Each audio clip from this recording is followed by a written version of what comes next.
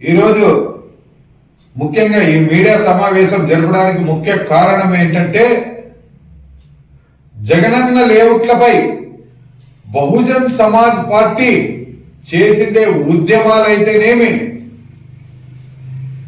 కలెక్టర్ని కలవడం అయితేనేమి, అక్కడ జరిగిన రైతులకి అన్యాయాన్ని ప్రజల్లోకి తీసుకురావడం అయితేనేమి, ఇవన్నీ ప్రజలకు తెలిసిన విషయమే.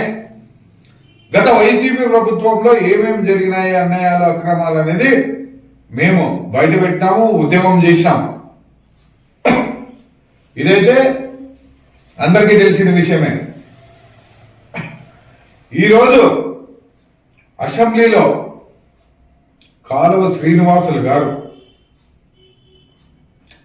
జగనన్న లేఅవుట్లపై రైతులకు జరిగిన అన్యాయంపై మాట్లాడడం మాకు ఎంతో సంతోషకరంగా ఉంది. చెప్పలేని ఆనందం నాకు. ఎందుకంటే ఇన్ని రోజులకి రైతులపైన ఆయన స్పందించినాడు. ఆయనకి ప్రత్యేక కృతజ్ఞతలు అయితే నేను తెలుపుతున్నా. కాకపోతే నాది ఇంకొక డిమాండ్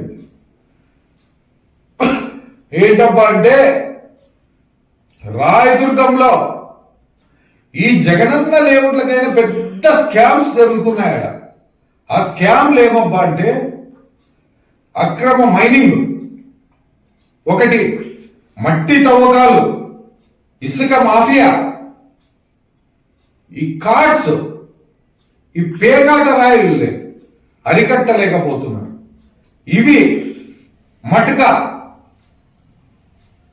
కల్తీ కళ్ళు, ఇలాంటివి మరెన్నో.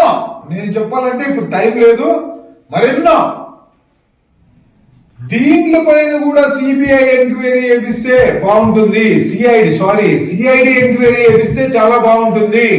దానిపైన సిఐడి ఎంక్వైరీ చేపించిన మా కాలువ శ్రీనివాసులు గారికి ప్రత్యేక కృతజ్ఞతలు తెలుపుతూ, దీనిపైన కూడా రేపు మీద అసెంబ్లీలో దీనిపైన కూడా అక్రమ మైనింగ్ పైన, అక్రమ మట్టి పైన, ఇసుక పైన, దీనిపైన కూడా మీరు సిఐడి ఎంక్వైరీ చేపిస్తే మీకు మరొకసారి ప్రత్యేక కృతజ్ఞతలు తెలియజేస్తాను.